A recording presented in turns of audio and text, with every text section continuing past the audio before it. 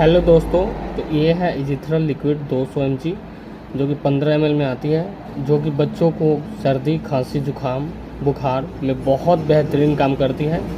Alembic company की आती है, जो कि बहुत अच्छा है। ये बहुत अच्छा काम करता है। याद रखें कि 1 साल से लेकर 3 साल के बच्चों में दें, उससे ज़्यादा कि नहीं, क्योंकि वर्क नहीं करेगा और साइड इफ़ेक्ट दिखेगा।